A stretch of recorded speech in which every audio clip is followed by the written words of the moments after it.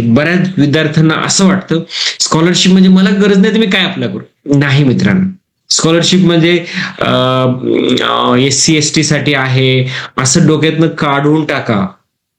Scholarship ही सगळ्यांसाठी आहे. तुमच्याकडे मेरिट आहे तर you should apply.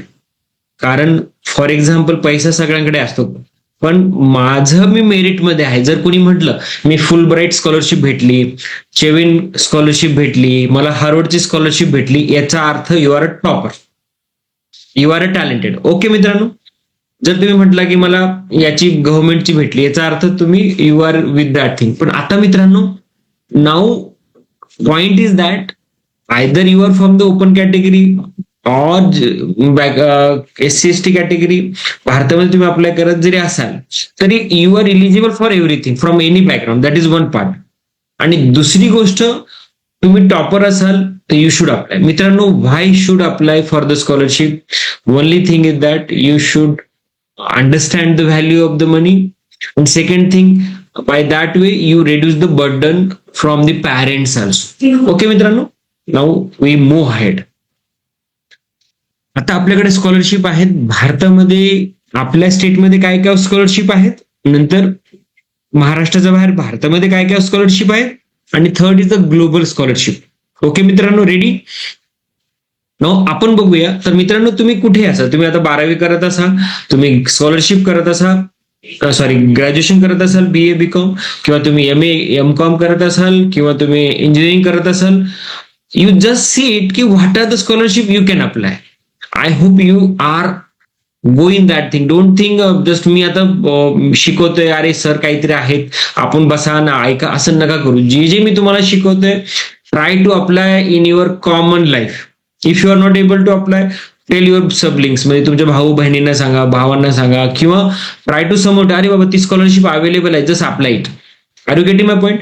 Wien ever you go for the Harvard, Oxford, Columbia university किंवा Chinese university, anyway everybody apply for the scholarship. ज्याचं income तिथे पप्पाचं इन्कम 1 कोटी असेल तरी अप्लाय करतो. Are you getting my point? That is not the thing where you are just thinking every. तर चला मित्रांनो, आपण बघूया. मित्रांनो, महाराष्ट्रामध्ये ह्या स्कॉलरशिप तुमच्याकडे अवेलेबल आहेत merit base. Rajshri Chhatrapati Shahu Maharaj scholarship आहे, मेरिट बेस आहे. एकलव्य स्कॉलरशिप आहे PG साठी महाराष्ट्रामध्ये, स्टेट गव्हर्नमेंटची आहे.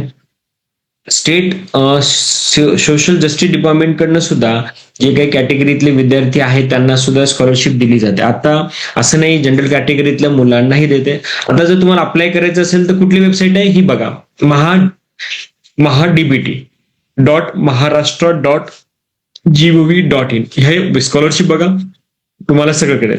Those candidate who are economically backward, EBC म्हणतो आपण ज्याला, जे SC ST मध्ये नाही आहेत, जे ओपन कॅटेगरी नाही आहेत, आणि जे ओपन कॅटेगरीमध्ये पण त्यांचं इन्कम कमी आहे, 8 लाख पेक्षा कमी आहे, तर त्या विद्यार्थ्यासाठी EBC आहे, तर they can apply through it. तर इथे सुद्धा तुम्हाला बऱ्याचशा ऑपॉर्च्युनिटी आहेत.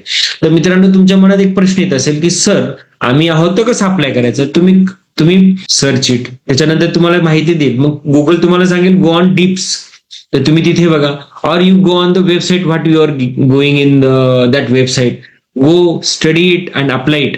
मित्रांनो, चुकू द्या काही होऊ द्या, अप्लाय करा. Are you getting my point? आपण पुढच्या 20 मिनिटांमध्ये we are going to finish it, आणि त्याच्यानंतर आपले क्वेश्चन घेऊ. तुम्हाला जे काही प्रश्न असतील, डोंट वरी अबाउट दॅट की your question should be regarding the scholarship. You can apply, you can ask the question about how to do study, how to do MPSC UPSC, कोणतेही क्वेश्चन घ्या, काही प्रॉब्लेम नाही. पण focus आपल्याकडे हे आहे, तर आपल्याला बऱ्याचशा गोष्टी कव्हर करायच्या आहेत. ओके मित्रांनो, तर चला, तर this are the kind of Maharashtra.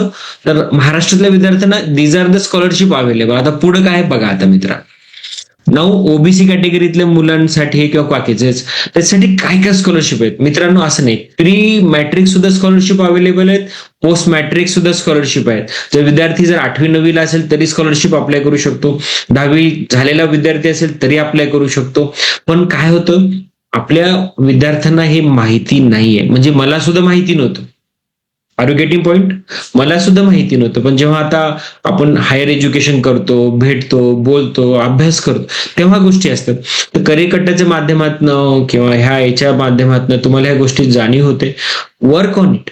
आणि मित्रांनो, प्लीज एक लक्षात घ्या, नुसतं ऐकू नका. जे तुम्ही अभ्यास करता, शिकता, त्याला अप्लाय करा तुमच्या रेग्युलर लाईफमध्ये.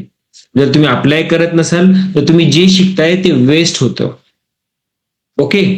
मला एक प्रश्न विचारला होता, जस्ट एक तुम्हाला, मला एक जण म्हटलं, सर तुम्हाला एवढा वेळ कुठून भेटतो म्हणे, तुम्ही अभ्यासही करता, सॉरी, तुम्ही एवढं काम करता, नंतर तुम्ही पुस्तक लिहिता, मग तुम्ही शिकवता, मग तुम्ही आणखीन काहीतरी करता, पीएचडी, मग आणखीन काय, तर म्हणे वेळ कुठून भेटतो? मित्रांनो, त्याची एकच गोष्ट आहे, मी जे शिकतो किंवा मी जे बघतो, मी जे लर्निंग करतो, त्याला मी त्वरित लाईफमध्ये इम्प्लिमेंट करतो आणि त्याला मी कागदावर इमिडिएट घेतो. तर त्याच्यामुळे माझा वेळ आणि एनर्जी वाचत राहते आणि माझा जो एफिशियन्सी आहे ती हाय होते. Are you getting the reason? Okay. तर that thing you try to apply. माझा मुद्दा एवढाच आहे की माझ्याकडे जे नॉलेज आहे, I am trying to transfer you. Okay. चलो, let us start again for the ओबीसीच्या मुलांसाठी काय काय आहे. तर पोस्ट मॅट्रिक 10वीच्या नंतर सुद्धा मुलं अप्लाय करू शकतात. Doesn't matter OBC, SC, ST, open कॅटेगरीतली मुलं असेल तरीही गावामध्ये, शहरामध्ये अप्लाय करू शकतात. ओके. तर तुमच्यातला प्रत्येक विद्यार्थी आज स्कॉलरशिप अप्लाय करणार आहे. ओके. जे लोक विद्यार्थी ऍग्री आहे ते येस येस करा. येस सर, आम्ही करणार आहोत. ओके. आता पुढे सांगतो तुम्हाला आणखी मजेदार कहाणी आता येणार आहे. ट्युशन फी हे काही जे काही आहे त्याच्यामध्ये ओबीसी विद्यार्थी, प्रोफेशनल कोर्सेस आहेत, व्हीजीएनटी, याच्यामध्ये जे काय आहेत, इंजिनिअरिंग करतायत, मेडिकल करतायत, they candidate also apply for that.